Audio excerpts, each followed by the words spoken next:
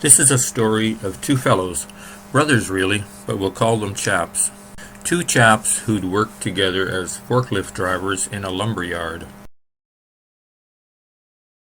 They had done some trips together, and by the end of 1978, they decided to head south for the winter of 1979.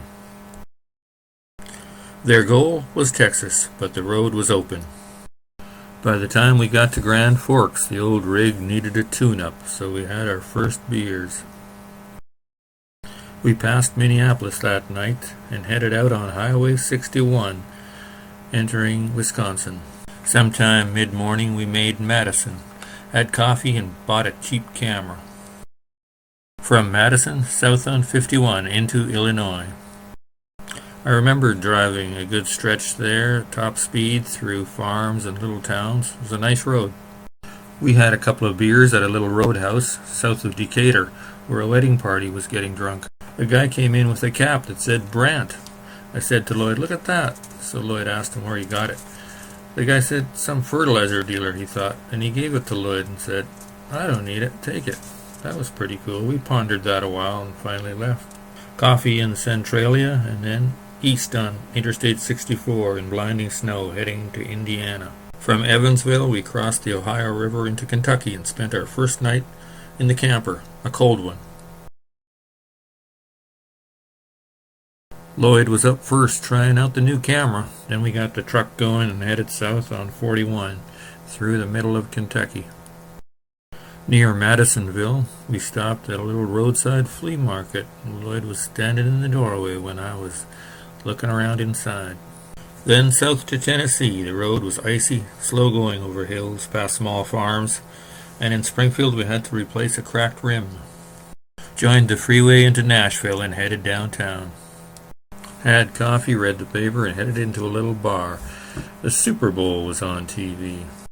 Pittsburgh beat Dallas while we sat and drank and discussed whether or not to stay in Nashville. But there was a lot of snow. So we made the best of that Sunday night at a quiet little joint called Wind in the Willows. It was the front room of a huge old house, beautiful and classy.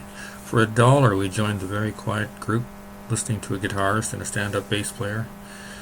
Later, beautiful songs, and I felt very good. We tore ourselves away and headed southeast on I-24, stopping in Chattanooga for gas before into Georgia. Spent the night at another roadside attraction and woke up disheveled and grumpy.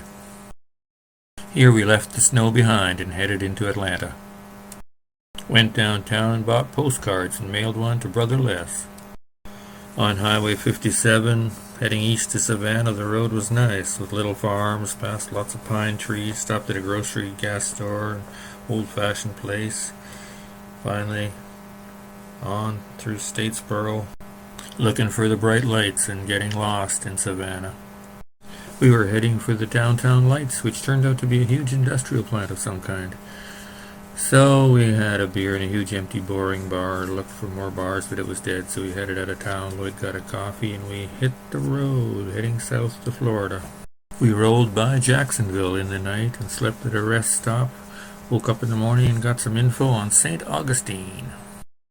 It's a beautiful old city, full of tourists walking around in the Florida sunshine. We got some more postcards filled out to mail to Canadian friends. We continued southwards, hugging the Atlantic coastline. Somewhere we drove off into the bushes by the beach and ate lunch.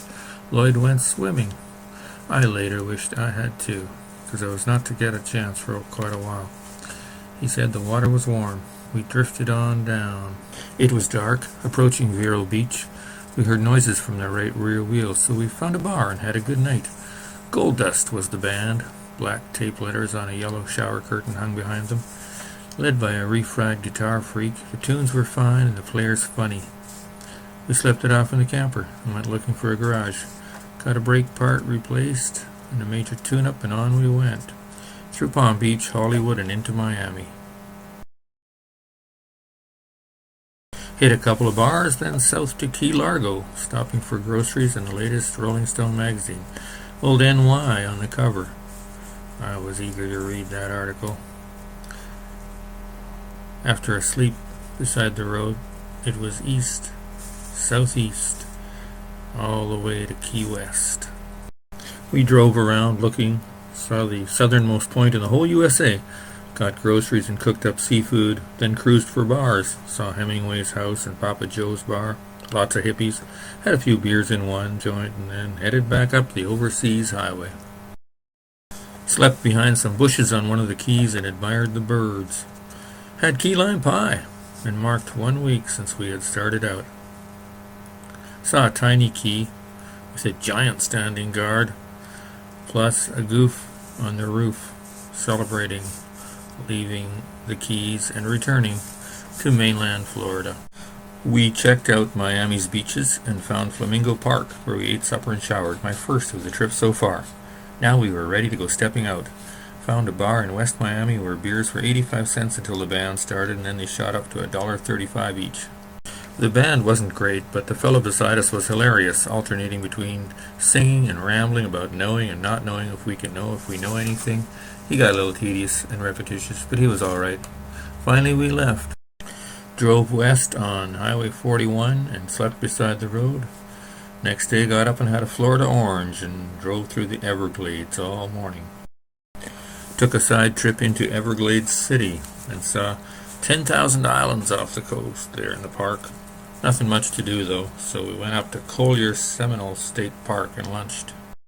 Then I sat by a little river and brought this diary up to date while Lloyd went for a nature hike and saw these royal palms and other lush vegetation there in the park.